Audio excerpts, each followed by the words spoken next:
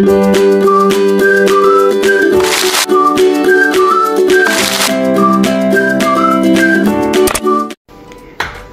here at Kusina ni Coracha, but now it's Don Paratos Kusina. He is cooking pata, pork, what do you call that? Patatin. What do you call that? Pork. Knuckle? Pork knuckles? Yes. So, ang unang step daw niya ay, ano ba, ikaw kaya, hindi ko naman alam eh. Paano lang? Akas mo naman konti. Sabi mo, so, mga Coracha, ito po, inilagay niya sa air fryer. At hindi ko po alam kung anong ayaw niya ipaliwanag ang mga panyanyari. Hindi ko rin po alam. I-air fry daw konti para hindi mag-shrink. We will air fry it for a little bit, like how many minutes? 15. We will na gana pa. Air fry natin, Tagalogin. Air fry po natin siya ng 15 minutes. So, ang tawag po dito ay patatin. Hindi kasi. Hindi po maisara at punong-puno. Junong-juno mga Coracha. Hindi pwede po. Kailangan ito. Sipain ka niyan. Paa. Kakasyokot. So, air fry for 15 minutes. Pork. Knuckle. Knuckle ba tawag dyan? So, 15 minutes po air fry yan.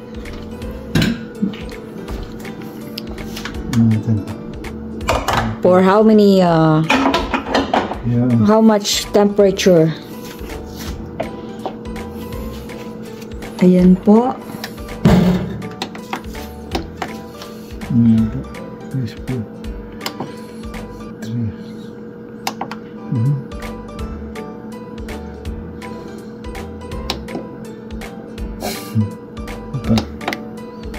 On. Temperature 450. Ba't yan? Ha? Timer ako. Temperature, ilang temperature ba? 450? Hindi, 400. 400. Nakailam na po kahit di ko alam. Tapos, a timer naman dito. Gaano katagal? 15 minutes. Ay, babalik. And then start. Prep yan, hihinto. After like 5 minutes, hihinto siya. So, preparation muna. Babalik po kami after 15 minutes. Mamasyal muna po kayo sa mall. We'll be right back. Back to back. So, in a few minutes later, ayan na po ang kinalabasan niya. Naprito na siya. Wow! Palalambutin daw po ni Don P. Can you explain further, please, Don P? You have to what? Come on. Our chef for today in the house, Don P. So, pagkatapos i-air fry, pressure cooker naman. Wow, teki ka, ha? So, ayan po, palalambutin niya, lalagyan niya ng tubig, 1 drum. Paano ba gagawin? Hindi ko maipaliwanag, hindi ko alam. Palalambutin po, lalagyan niya ng tubig, pakukulaan niya ng gaano katagal sa pressure cooker. 30 minutes. 30 minutes po niya pakukulaan hanggang magkalaglag-laglaga na yung dyan. Tapos sasabihin niya mamaya, ay nasobrahan. Katulad dati, gutay-gutay. Sabihin natin 25 minutes. Oh, masyadong na yun. Nung nakaraan, sabi mo, diba? Try mo muna ng 15 minutes. Spare ribs yun. Hindi pata. Okay, nakikialam po ako pero hindi ko po alam. Pero I can cook that if you want me to cook it. But you're so arte. Ayan na po. Ang lamig po dito. Grabe, tumutulo ang aking uhog. So, ayan na po. Pakukulaan niya ng ilang minuto. 30 minutes. Checking, tapos ka na dito? Ba't nakasindi pa? 30 minutes. Patayin ko. Oo, bahala dyan. Okay. Alam mo naman, I'm your assistant for the day. Ayan po. Tatakpan niya at pakukuluan niya for 30 minutes. Ha? After 15 minutes na pina-air fry, ay pakukuluan naman po niya ng 30 minutes. We'll be back. Okay? Okay. Okay. Alright. So, nagbago po ang isip ng ating chef. Bago daw po niya pakuluan ay Bago pressure cooker. sa pressure cooker ay lalagay muna niya sa kalan para matanggal yung mga tai-tai dyan. Paano yun? Yun din ang gagamitin mo doon? Ito rin yun? Okay. Sige. So, pakukuluan muna niya ng mga ilang minuto para matanggal lang yung mga impurities, chuk-chak, chenes, ever. We'll be right back, mga kakuracha. Mga 5 minutes, okay na yan. 10. Right? Nakialam na ako.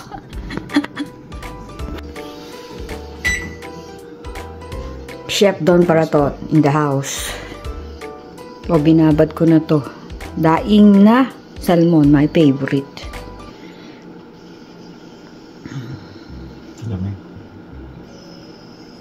Binainit pa niya ang kawali. Naka-on na siya. On na siya.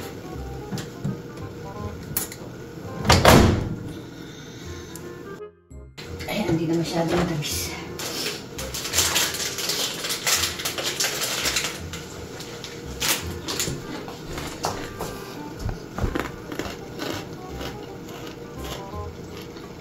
Nahango niya po ang pata. 15 minutes lang yan. Dati 30. Kaya nga tinawag na pressure cooker. Sandali.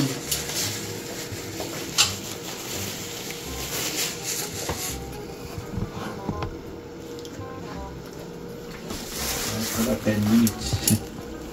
Diba? Kasi nung nakaraan sinabi mo sobrang lambot. 30 na lalag. Ginawa akong 15. Naalala ko kasi nung sinabi mo dati. Kinalahati ko na. Ganun tayo. So now you know, at least 8 to 10 minutes. So ito na po yung kanyang pressure cooker na pata. Don Paratot's way of cooking patatin. Alright? So ayan na po, magigisa muna siya ng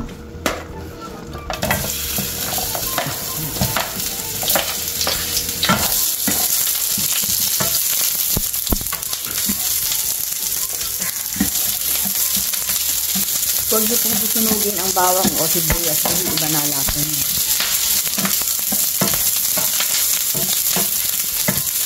Ang sibuyas po ay ginigisa niya.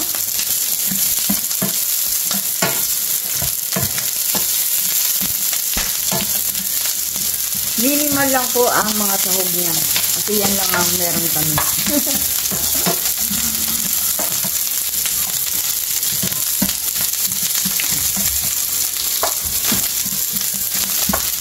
Sabi ko nyo, kung nasa rep, yun lang. Bango na ha, yan pa lang ha. Oh, nasusunod na yung sibuyas mo. Iba lasa ng papaisa. I'm telling you. So, sinunod niya po ang ano lang, meron ako sunod? Bawang. Bawang daw. Tama na yan. Yung kung may susunod mo bang masunod.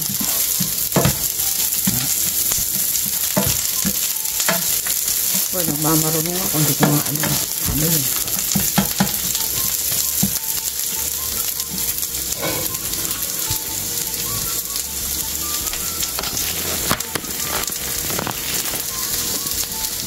Yan po.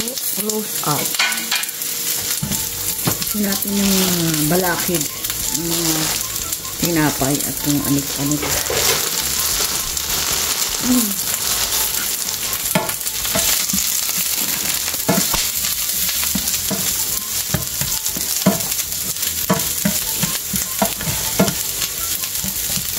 Saute garlic and onion.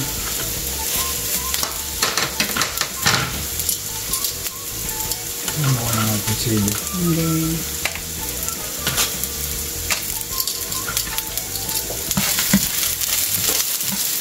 Hindi sa kanila ay nilagay na.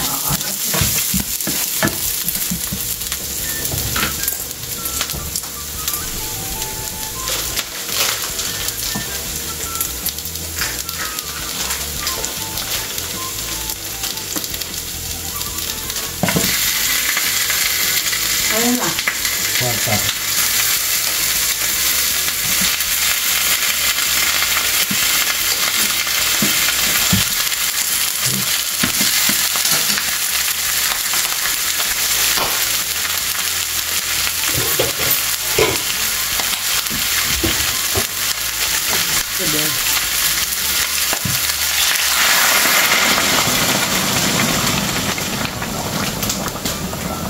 Hindi mo na pinulit yung pata? Na ano na kanina yun, di ba? Ano sila?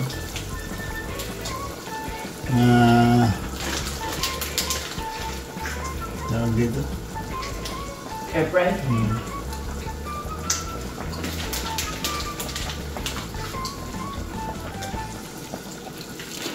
Iba pa yung lasa ng dumaan sa mantika. Malinam-nam.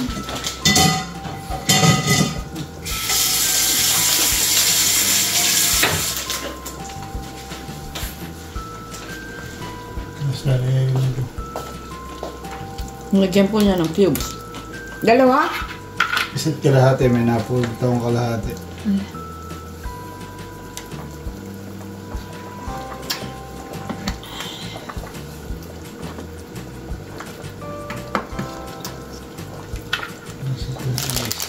Ano yan? Star anise. Kaya lang po ang kanyang nilagay. Star anise, sibuyas, bawang, paminta. Tanbo. Ano yan? Tutuyuin mo? Konti. Lalambot masyado na yung protein.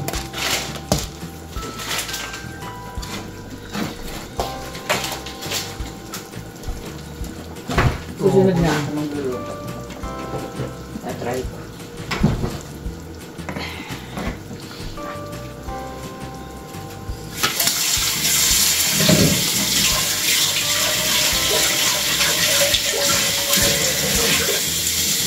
No, nagluto na.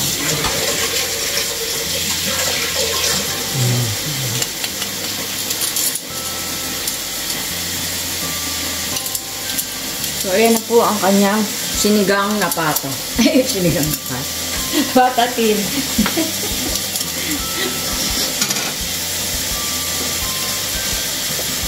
Ano ka muna? Hindi. Lagyan ko tubig. Tamis. Masarap. Nalo ko po siya nito kukuha. Yun, ang lamig eh.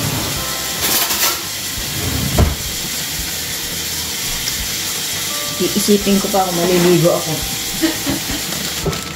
Nagis na yung lamig.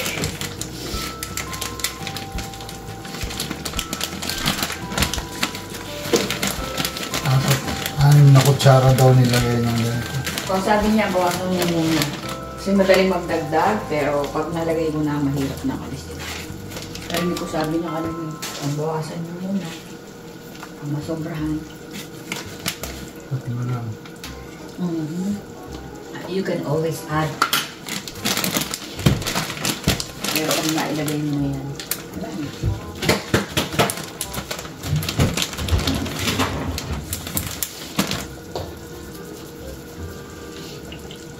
So, ganyan lang po. Tutuyuan nyo lang po para ma-absorb lahat ng flavor ng ating patatin. Hanggang sa medyo maglapot na siya dyan. Huwag mong tatakpan kung para mag-evaporate. Hindi kasi ang dami sabaw, di ba? Hindi, matura. Ano pa yan? Kaya nga. Pag tinakpan mo siya, Tigas pang konti. Ito malambot. Ito na. ibuto yan. Buto. Yan na. Ay, kailan. Malambot na. Yung laman ng matigas. Kaya nga niya pinamicrowave para daw hindi Microwave? Kaya Tinidor.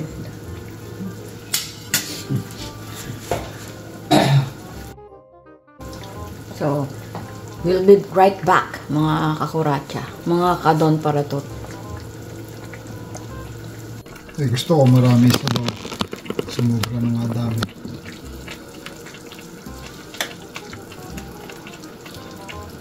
Okay lang.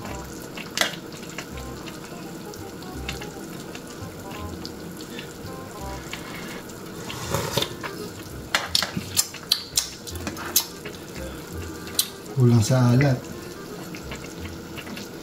Hindi ko nilagyan ng toyo lang.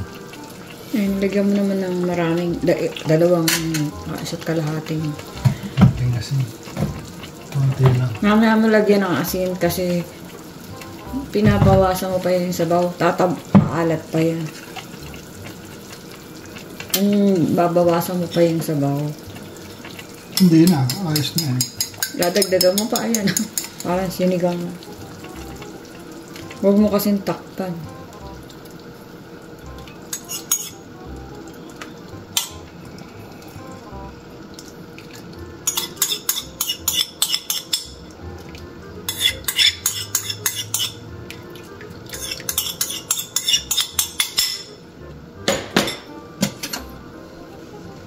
Gusto mo pa mabawasan sabaw niyan? Itodo mo yung apoy yung takpan para hindi lumambot. Kasi pag ganyan lang mahina tapos nakatakip, hindi mababawasan sabaw niya. So,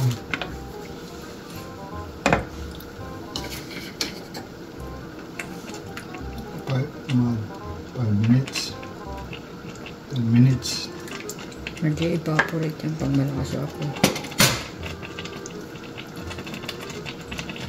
Kasi kung nakatakip, lalambot lang ng lalambot yan. Pero yung tubig, hindi gano'ng mababawasan.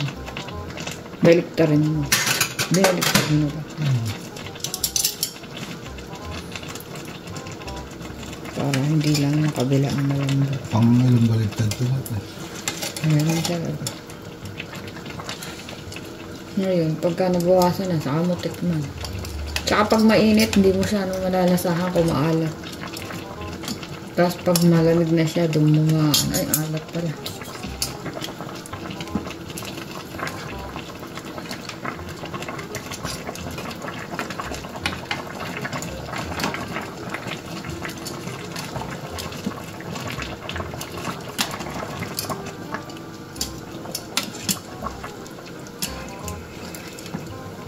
Ano nga kung maalat?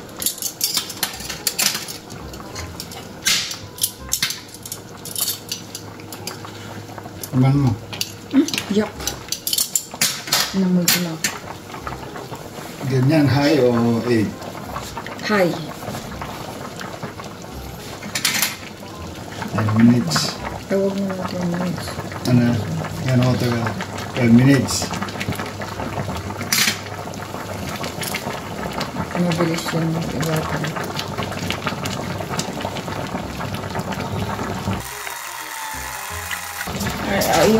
Yung ano naman, hindi naman nakakadagdag sa lasa yun. Nakakasama pa ng lasa yung yung flour. Gusto mong malapot, konti lang sabaw.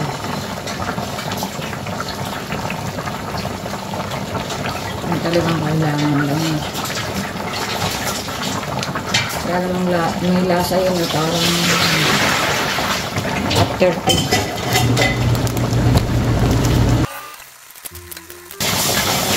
So, okay na po yan mga kuratsa. Tikman nyo na lang kung saan kulang. Presto. Meron na kayong patatin. Kung ayaw nyo ng maraming sabaw, huwag po masyado maraming tubig at ilagay nyo. Hindi ka gumamit ng chicken broth. Hindi. Kasi marami kailangan. Hindi naman porket gumamit ng chicken broth, puro chicken broth na yun. Sana palalambutin mo muna sa tubig, tapos yun ang magiging sabaw mo. Isa lang.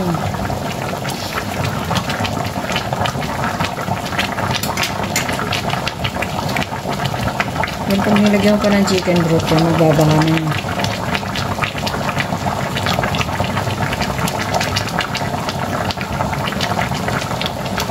Ano lasa? Ang tamis lang, no? Kulang ng alat. Lagyan mo ko din toyo. Or lagyan mo ng oyster sauce para may konting flavor. Sarap yan.